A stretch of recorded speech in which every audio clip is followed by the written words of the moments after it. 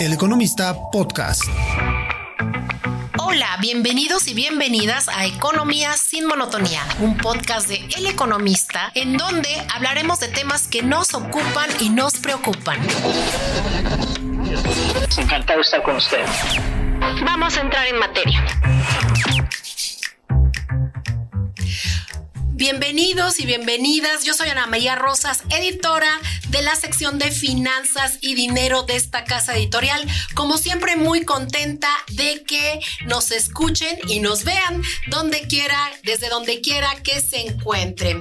Pues bueno, desde el 1 de septiembre, Ángel Cabrera Mendoza asumió la presidencia de la Comisión Nacional Bancaria y de Valores en sustitución de Jesús de la Fuente, quien estuvo en el cargo, creo que los últimos 4 años. Ahorita nuestro invitado nos dirá si estoy bien o estoy mal.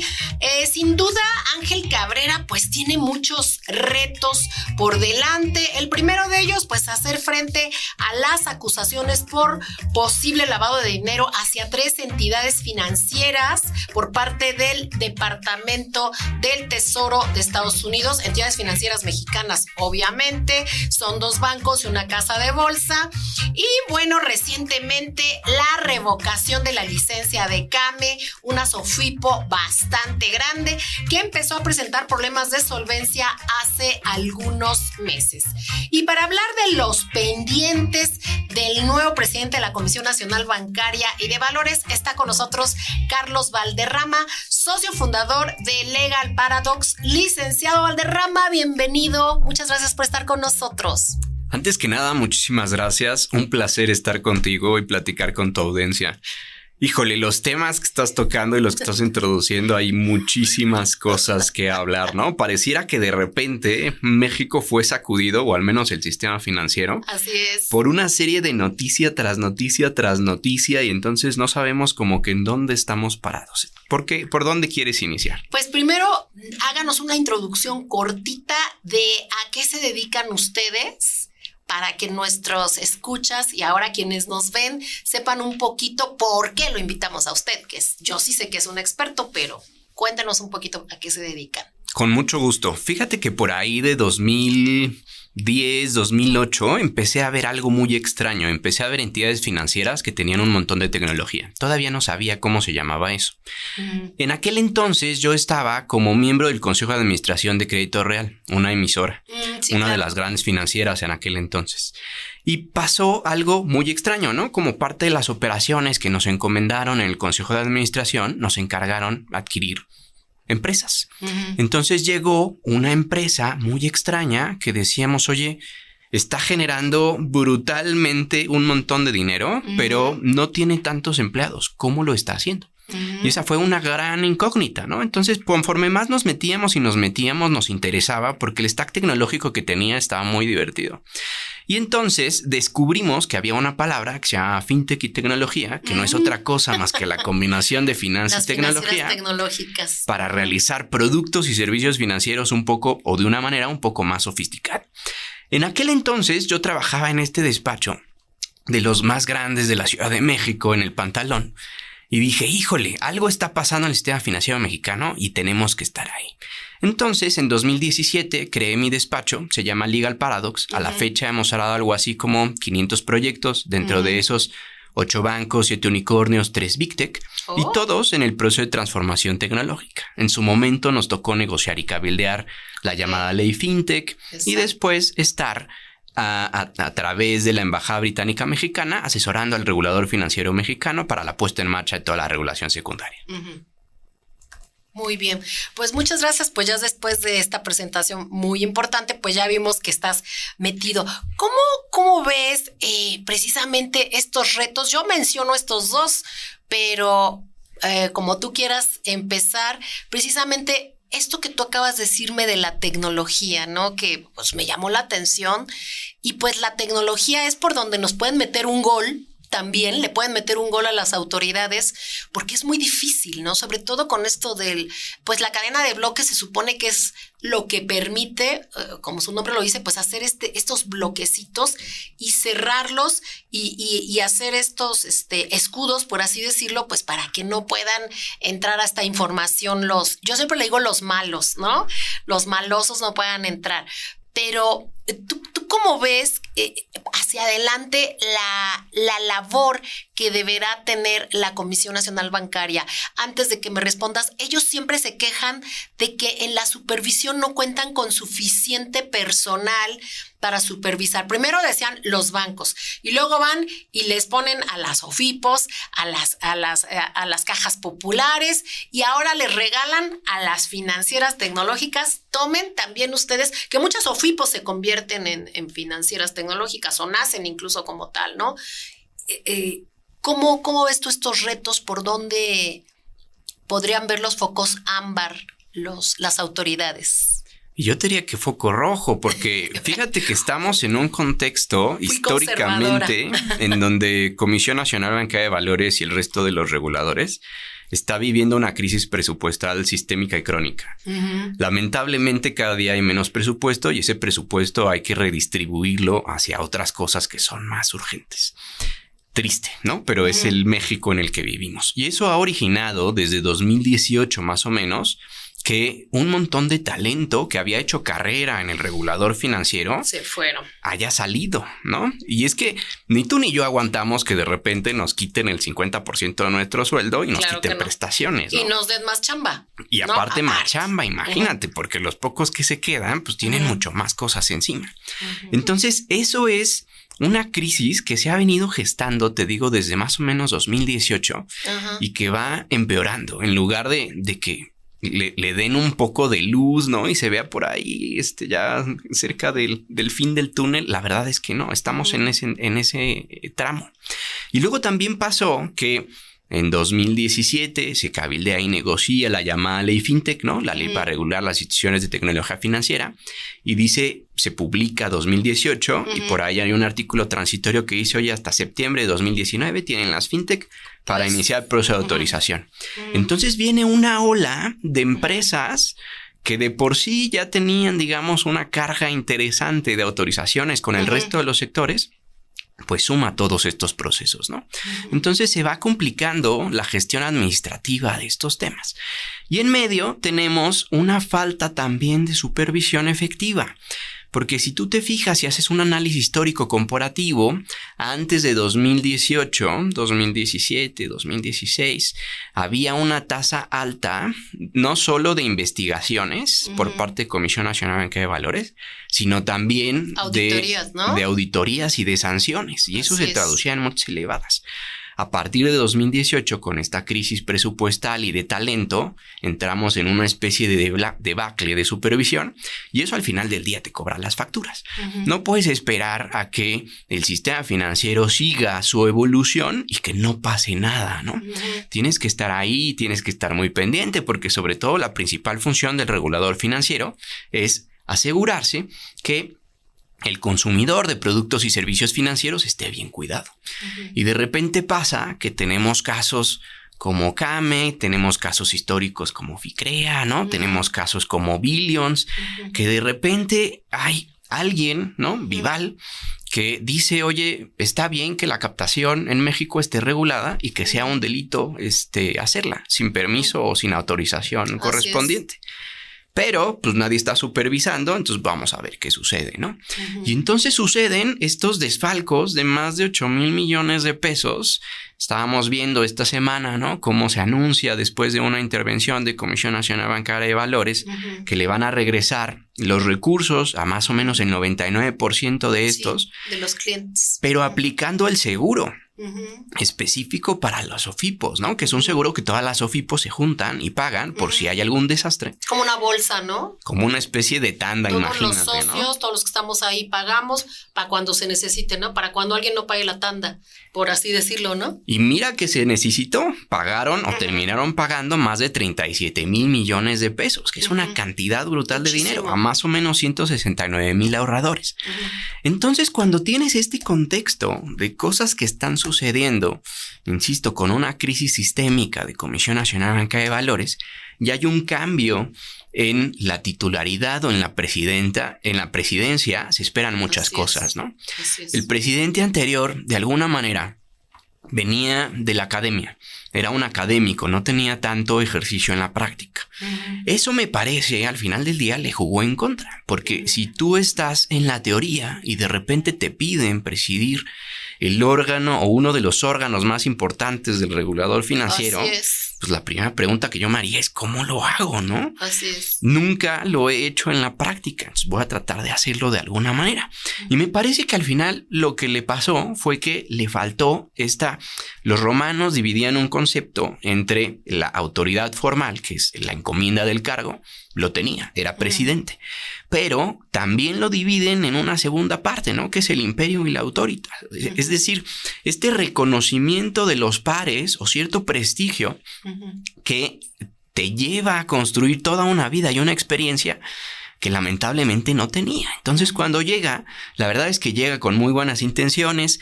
Dentro de muchos otros expertos nos invitan a dar cursos a Comisión Nacional de Banca de Valores, ¿no? Me acuerdo que estábamos en una sala enorme. Había más o menos como unas 50 personas, ¿no? Todas poniendo mucha atención. Y en aquel entonces eran de los primeros días de su presidencia, las cosas pintaban bien, ¿no? Porque se estaba haciendo una muy buena fusión con el ecosistema privado, capacitaciones para tratar de entender pues, qué es fintech, que es blockchain, ¿no? La cadena de bloques. O sea, hay un montón de cosas que de repente con estos terminajos en inglés, pues no nos dicen nada. Pero hay que ir trabajando y aprendiendo, ¿no? Pero de repente te digo esto, le falta todo. La carga de chamba que tenía era impresionante y los tiempos se le salen de control. Entonces estamos hablando de procesos de autorización, por ejemplo. De año y medio, ¿no? Más. No, ese es en el mejor de los casos. Por eso dije, o más. Hubo uno específico que llegó a más de 1,700 días. Ay, Dios mío. Imagínate que tú eres emprendedor y dices, me quedo ahí, ¿no? Voy a poner mi changarro, ¿no? En este caso, una entidad financiera, una institución de tecnología financiera, y dices, en un año salgo, ¿no? Levantas dinerito para cubrir tus gastos ese año, tienes que contratar personal, oficial de cumplimiento, director general, tienes que formar un consejo de administración, ¿no? El 20% tiene que ser independiente, gastos. Y de repente llega el año, no puedes operar aparte, ¿no? Entonces no puedes generar nada de ingresos, tienes solo gastos.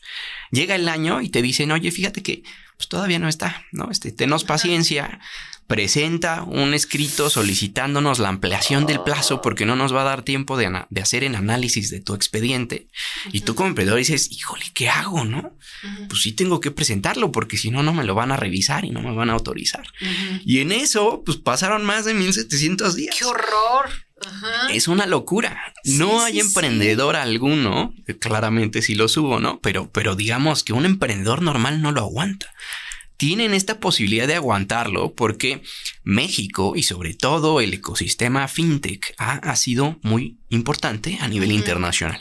Desde que en 2018 México fue un paso más allá que el mundo y creó la primera ley fintech que existió en el planeta, empezamos a tener como un foco muy interesante.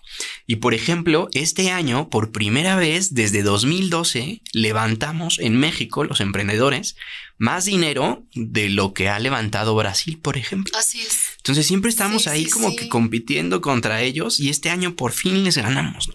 Entonces gracias a eso es que pueden mantenerse en el ring y en la pelea, pero esto casi es un knockout técnico. Sí, incluso cuando platicamos en El Economista hay un consejo técnico de financieras tecnológicas y ellos dicen, es que cada vez nos piden más cosas, o sea, es impresionante. O sea, salen los bancos y dicen, queremos piso parejo. No, queremos piso parejo, pero pues ellos finalmente, en primera, pues tienen que, los oficiales de cumplimiento, tienen que cumplir con muchas medidas también para prevenir el lavado de dinero, todas estas cuestiones, y pues eso implica dinero, tú mismo lo acabas de decir, ¿no? Por eso la tecnología, es un buen aliado. Pero ellos se quejan mucho de eso. Decía el otro día alguien, voy a decir aquí, de Dopla, ¿no? Específicamente, y decía, es que yo tengo ahí una auditoría constante. Y los que se quejan de que no tienen, es que yo tengo una auditoría constante y tengo que estar respondiendo no sé cuántos cuestionarios. Nunca nos ha dicho cuánto dinero destina a eso, pero se destina una parte importante de sus ganancias, de sus ingresos, ¿no? A cumplir con el regulador. Y me llama la atención esto mismo que tú dices.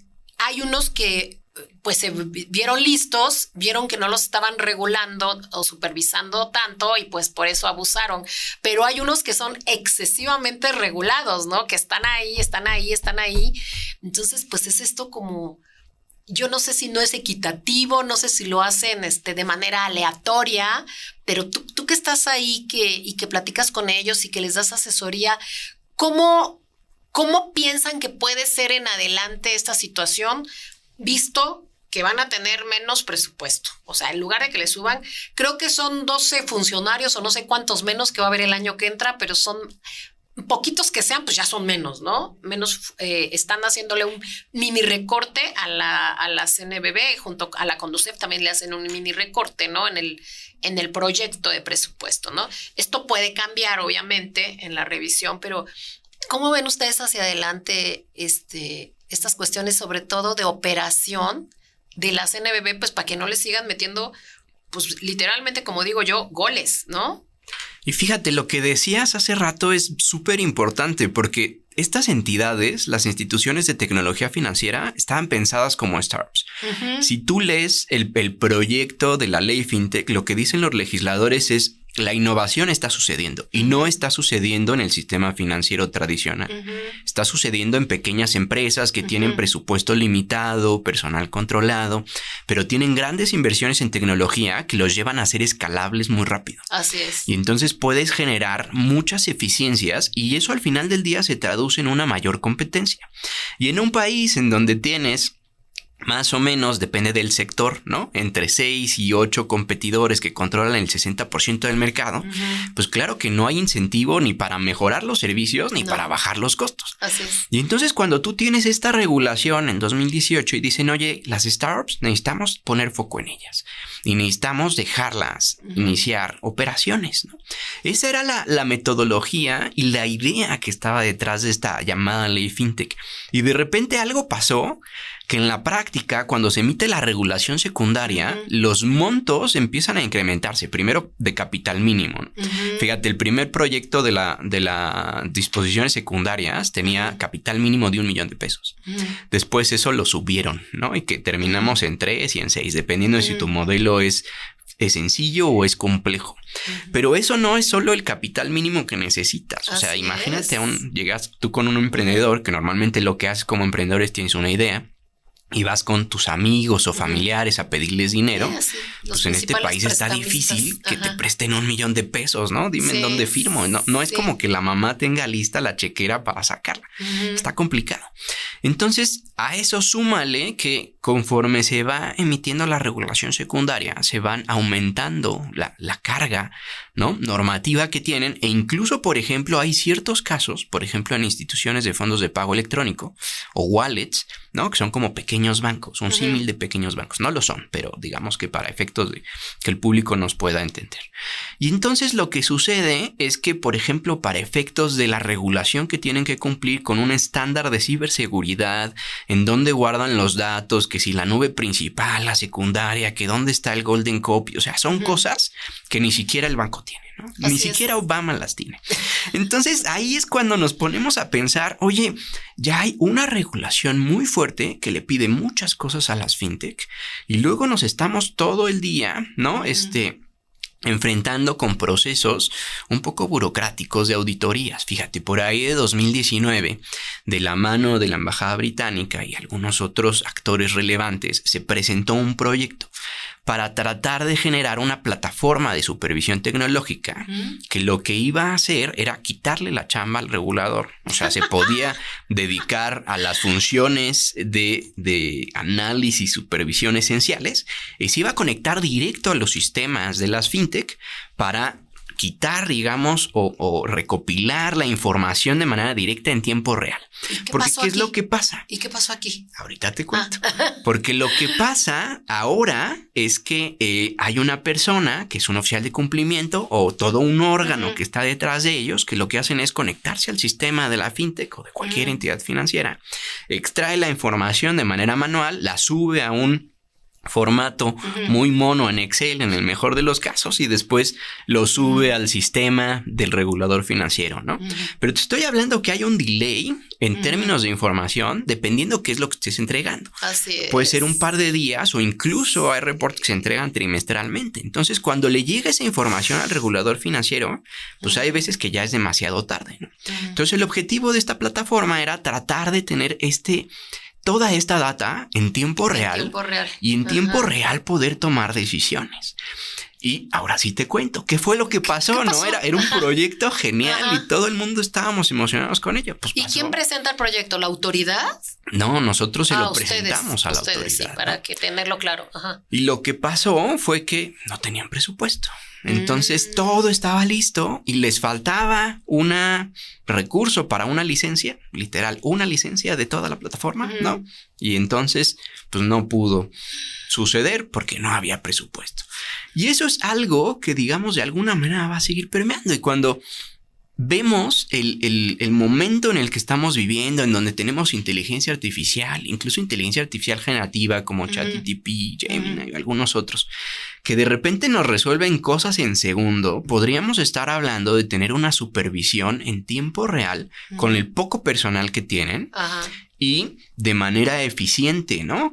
Que pueda estar midiendo cuáles son los riesgos para que no se permita otra vez casos como Cami. O fraudes como el tema de Billions, ¿no? Ay, sí. Que hay mucha gente que cree en estos esquemas milagro y entonces de repente, híjole. Por más que nos dicen no, bueno, uno siempre quiere, ¿no? Entonces, aunque sea metes poco dinero, pero poco dinero de muchos, pues fue un fraudezazo, ¿no? Y si veo de repente que en la primera que le metí dinero ya algo sucedió, pues me voy como gordo en tobogán, ¿no? Y ya le metí todo y vendí mi casa y luego ahí es donde se crean los problemas. Sí. Y justo por eso todo mi patrimonio va. Justo por eso el regulador financiero es que tiene que poner atención en todos estos temas, ¿no? Y estamos en esta parte de la historia en la que me parece que sí sería necesario utilizar las herramientas tecnológicas que tenemos. Tú decías algo al inicio, ¿no? Y decías, oye, pues la tecnología de repente nos pueden meter goles. Pero lo que pasa con la tecnología es que no es ni buena ni mala por sí misma. Es más bien la persona humana que está detrás, que la utilizamos mal, ¿no? Exacto. Tú y yo podemos tener desarrollos tecnológicos impresionantes para generar una inclusión financiera y para hacer cosas impresionantes de verdad, pero podemos usar esa misma tecnología para clonar tu voz. Y no solo tu voz, ¿no? Para clonar toda tu imagen y entonces hacer videos de ti hablándole a ¿qué hay, no? Hay muchos videos, algo así. Incluso uno de la propia señora presidenta, ¿no? Invitando a que inviertan a en una no sé gran inversión qué, ¿no? de Pemex. Bueno, el más sonado fue el de Carlos Slim, ¿no? Pero hay varios, ¿no? Que no se ve si tú no estás ahí y alguien que pues tiene un dinerito y dice, no, pues de aquí soy, ¿no? Y es un súper poquito, solamente con 5,000 pesos, ¿no? Pues 5,000 pesos vas y se los pides a tu mamá, como dices, ¿no? A tu mamá ya jubilada, que ya no tiene. Y ahí va uno y pues ahí está el engaño, ¿no? Y ahí es donde viene la principal responsabilidad del regulador financiero, no solo de México, del mundo, ¿no? Su trabajo, única chamba en la vida, es velar los intereses de los usuarios de los productos y servicios financieros. Y luego toda esta ola de tecnología, te digo, lo que trae es la disminución de las barreras de entrada para generar más competencia. Y esa competencia, como decíamos hace rato, pues lo que hace es generar mejores productos y servicios, disminuir las comisiones que se cobran al respecto, ¿no? Y ahí hemos visto cosas muy interesantes. O sea, por ejemplo, todo este movimiento de las wallets o de las instituciones de fondos de pago electrónico, que no eran otra cosa más que un producto de captación básica que te permitía depositar dinero. No te dan intereses porque la ley te lo prohíbe, pero puedes depositar dinero y había algunas empresas o algunas fintech que en menos de 5 minutos tú ya tenías una clave interbancaria, hacías un depósito y había otras que eran como pizzas. En menos de 30 minutos te entregaban la tarjeta a tu domicilio y podías empezar a hacer compras o disposiciones. Y no te cobraban ningún tipo de comisión, ¿no? Tú podías ahí tener tu dinero. No como en los bancos tradicionales que te cobran comisiones incluso por manejo de cuenta. Entonces te van drenando. Un monto mínimo, ¿no? Por mantener un monto mínimo. Si no tienes el monto mínimo de 7,000, 10,000 pesos, cuando la gente promedio gana 7,000 pesos, ¿no? ¿De dónde los va a sacar? Pues te van a estar drenando dinero. Y eso pasó, o más bien con todo este movimiento que se generaron muchos productos con estas nuevas características sin comisiones, presionó al resto del sistema financiero y entonces los bancos empezaron a lanzar neobancos, ¿no? Que es como esta tendencia de transformación digital con bancos 100% digitales que trataban de copiar estas características de las fintech, ¿no? No solo su agilidad, sino también su falta de costos. Y ahí vimos cosas bien interesantes, ¿no? Gente que lo hizo muy bien, pero también bancos... Otro que ya vendió el negocio, ¿no? Que incluso se lo vendió a una fintech, que tú dirías, ¿cómo? Como que el mundo de repente está al revés, como una startup que empezó hace pocos años, viene a comprarle el banco, primer 1000% digital de México. Sí. A uno, el que se dice ser el banco más fuerte grande, de México. ¿no? El más fuerte de México. Sí. Entonces es una cosa impresionante. Y entonces ahí es cuando hace sentido. Pues es que FinTech lo que está haciendo es que está generando inclusión financiera. Tienes empresas, ¿no? Como Nu, que ya tienen más de 12 millones de clientes o de usuarios, que iniciaron con una tarjeta de crédito. Y empezó con otra figura, ¿no? Con una SADCB. Y ni siquiera tenías que cumplir con una figura reservada a entidades financieras, ¿no? Aquí hasta el señor taquero de la esquina, yo puedo ir por mis ricos tacos de lo que quieras, ¿no? Y le puedo pedir prestado y él me puede pedir, y él me puede prestar. Claro. No es una actividad reservada, cualquier persona lo puede usar. Claro, tienes que prever ciertas obligaciones legales en materia de prevención al lavado de dinero, pero cualquiera lo puede hacer, ¿no? Entonces, a partir de eso es que vemos empresas que llegan por ahí y que están creciendo rápidamente, ¿no? Uno u otro ejemplo de eso es Plata. Últimamente está creciendo como espuma y lleva por ella más de 6 millones de usuarios. Sí. Eso le costó a... Con unos intereses estratosféricos. O sea, 2 meses no te cobro, sí, pero en el tercero te meto un gol, ¿no? O sea, sí, son tasas que empiezan, ¿no? De estas fintech de moda altas. En 120% y se van hasta los 170 y 187% Escuchen mensual. Eso, amigos, para que es una locura. Se fijen cuando contraten estos productos. Si eres totalero está perfecto, ¿no? Sí, y eso es una maravilla. 2 meses me van a prestar la lana y yo veo cómo le hago, ¿no? Y en 2 meses lo pago y no me pasa nada, pero imagínate. Pero la triste realidad es que no lo vas a hacer y que la mayoría, por eso tenemos la tarjeta, ¿no? Para utilizarla, dizque en emergencias, pero no, pues que ya se me antojó el restaurante y ya pagué, ¿no? Que ya se me descompuso mi coche y pues lo pagué con eso, ¿no?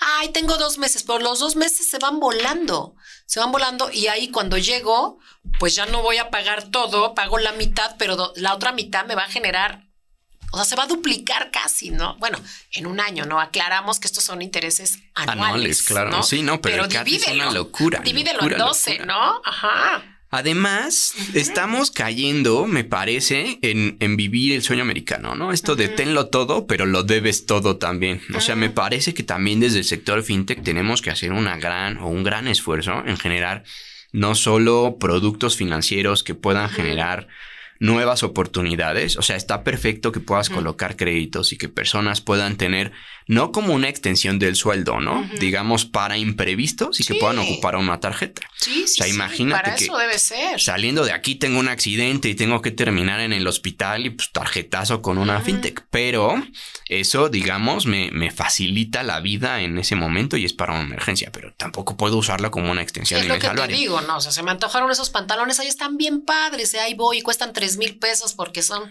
los de la cantante no sé quién con la firma no sé cuál, que no puedo decir, pero ya saben cuáles son. Entonces, que costaban 1,000 pesos y ahora cuestan 1,800, ¿no? Porque la cantante no sé qué, y es el mismo modelo El 510, señores, ¿no? De aquella marca que todos conocemos, ¿no? Sí, y se vuelve una locura porque de repente es ¿cómo se llaman estas que cuando nieva? Una bola de nieve, ajá, ¿no? sí, que va sí, creciendo bola, y creciendo sí. y creciendo de manera expansiva. Y entonces se convierte en una locura. Entonces, por eso te decía que desde el gremio fintech también es nuestra obligación. Parte de las cosas que tenemos que hacer es generar educación financiera. Y también dicen, perdón que te interrumpa, por ejemplo, cuando hablas justamente con las financieras y hablando de este cambio en la comisión, de cambio de mando, por así decirlo, dicen, pues es que está pendiente el reglamento como tal, ¿no? Está pendiente o sea, siguen esperando. Por ejemplo, siempre hablan de las finanzas abiertas, ¿no? Estamos esperando. Por eso no podemos hacerlo. Cuando de todos modos lo están haciendo, ¿no? Nuestra información sí que se la intercambian, ¿no? Entonces, ¿cómo avisoras tú esto? Este cambio, ¿crees que sí se dé esta regulación? Porque pues tienen que mejorarla, dicen ellos, porque como tú decías, bueno, sí salieron ciertas reglas, pero el reglamento famoso como tal, según yo, no está, ¿no? Fíjate, y estas son las famosas disposiciones secundarias en materia de Open Finance o de finanzas abiertas, que otra vez desde la Embajada Británica presentamos literal listas y empaquetadas para publicación desde hace 6 años. ¿Y dónde están? Y desde hace 5 años, ¿no? Estamos esperando, o sea, se cumplió el término legal que tenía la Comisión Nacional Bancaria de Valores para sacarla hace 5 años. Y a la fecha no ha sucedido. Y entonces cuando decimos, oye, en 2018 México era pionero. México puso el nombre en alto y generó todo un ecosistema y teníamos en aquel entonces 152 participantes o empresas que hacían algo relacionado con fintech y ahora ya tenemos un ecosistema de 1,260, ¿no? Es un crecimiento brutal e impresionante con más de 2,000 millones de dólares en inversión, solo en capital mínimo. Imagínate la inversión que decíamos, ¿no? De contrata abogados, contrata contadores, expertos en cumplimiento, en fin. Y entonces se genera esta especie de, déjame llamarle así, círculo virtuoso, porque tienes productos y servicios financieros nuevos, estos productos tienen menores costos, más eficiencias, mayores beneficios, y luego la persona que lo usa, pues puede generar mucho más oportunidades. De eso al final del día va un poco fintech, ¿no? Pero en este proceso de digamos, cambio de estafeta, lo que va a quedar, y muchas de las cosas que es recibe el nuevo presidente de Comisión Nacional y Valores, una entidad que, insisto, una crisis sistémica y acumulada, ¿no? Pero con unos procesos larguísimos que ya comentábamos, ¿no? Entonces, yo lo que decía hace un par de días es, ¿y por qué no? Pues nada más porque lo puede hacer, publica cuánto se tardó el último proceso. ¿Y cuánto se tardó contra el promedio? Y entonces imagínate que yo tengo a las IPES, tengo a las IFCs, tengo a las OFIPOS, tengo a los bancos y de cada una tengo el estándar del promedio que se tardaron.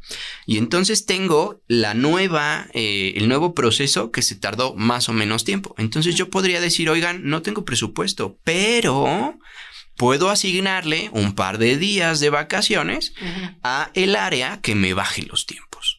Y eso hacerlo público, o sea, eso sería un esfuerzo de transparencia absoluta, que no es el cambio monumental que necesita los miles de millones de dólares, ¿no? Incluso con mucho gusto les podemos ayudar a hacer el desarrollo con inteligencia artificial generativa en menos de 5 minutos, listo para que se publique en su sistema.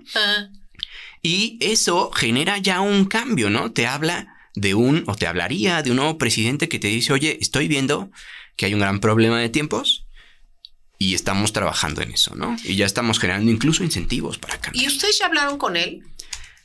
Nosotros, haz de cuenta que él viene de la Unidad de Banca, Valores y Ahorro de la Secretaría de Hacienda y Crédito Público. Y es bien interesante la figura porque él estaba como parte del equipo de Gabriel Llorio. Gabriel era un apasionado de fintech. Incluso ellos fueron los que crearon la primera Semana Nacional Fintech y replicaron la segunda este año por ahí de abril.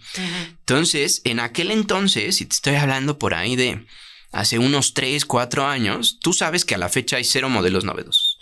Y vamos a poner un poco de contexto, Entonces ¿no? no se utilizó el famoso sandbox, ¿no? Y el modelo novedoso lo que hace es, si tú estás utilizando tecnología nueva, imagínate inteligencia artificial o imagínate blockchain para lanzar productos y servicios financieros de una manera distinta a como existe el mercado y con beneficios tangibles para el usuario, en principio tú puedes ir con el regulador financiero y decirle, oye, quiero hacer esta locura, pero tiene que estar en un ambiente controlado, ¿no? Es no solo en el número de clientes, sino también en el monto transaccional para medir cuáles son los riesgos de esta nueva tecnología, pero con eso puedo generar innovación. Pues desde 2018 que se generó la llamada ley FinTech a la fecha, ¿cuántos modelos novedosos crees que hay? Ninguno. Cero. Ninguno. Cero modelos novedosos, Ajá. ¿no? Entonces, lo que tenemos que hacer es generar esa innovación. Y a mí, por lo menos, me tiene muy tranquilo que el nuevo presidente venga de donde vino, porque en aquel entonces, hace como 3 años, estábamos generando modelos novedosos, pero recaían en la autorización de Comisión Nacional de Banca de Valores.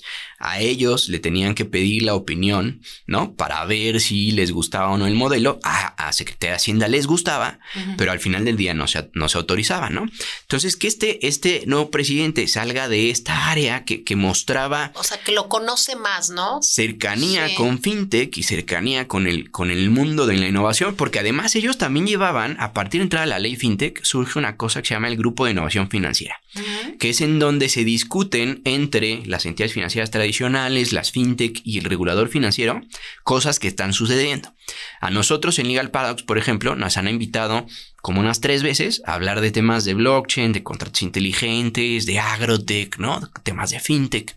Y entonces ellos también tenían esa batuta, ¿no? Entonces te digo, este presidente está mucho más cercano con la innovación. Entonces yo esperaría que se generaran todos estos desbloqueos de la regulación secundaria que está pendiente, se avanzara en las autorizaciones con procesos eficientes, mínimo términos razonables. Así es. Porque además, insisto, ¿no? Esto está pensado para startups y con base en eso seguir avanzando el ecosistema. Entonces, la verdad, yo sí tengo...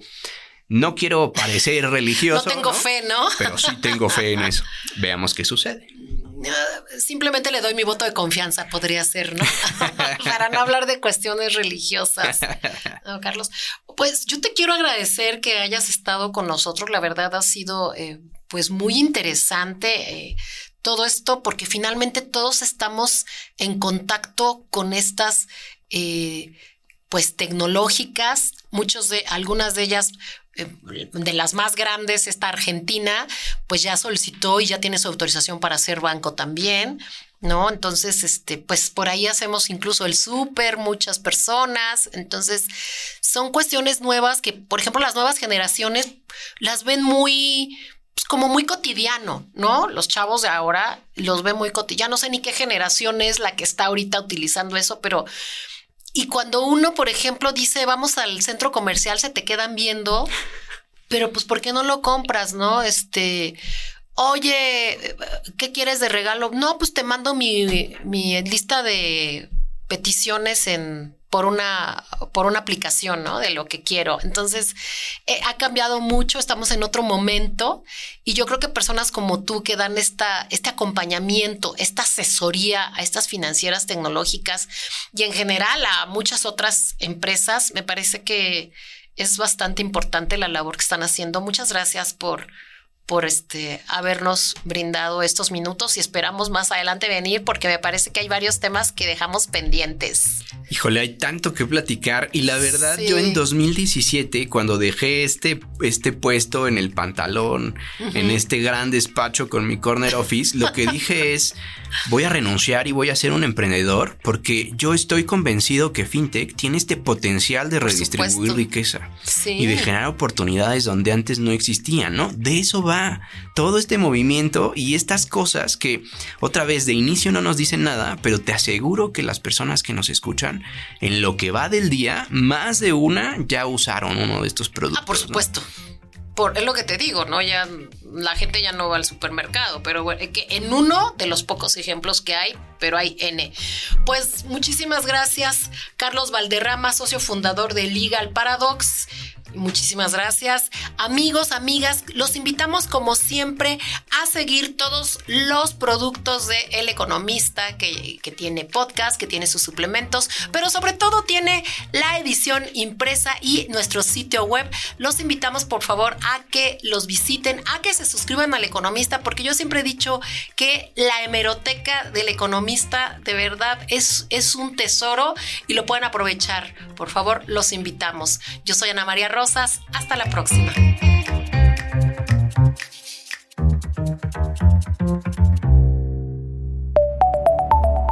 El Economista Podcast. Si este episodio te pareció interesante, entretenido o informativo, no olvides calificarnos con 5 estrellas en tu aplicación móvil de Spotify.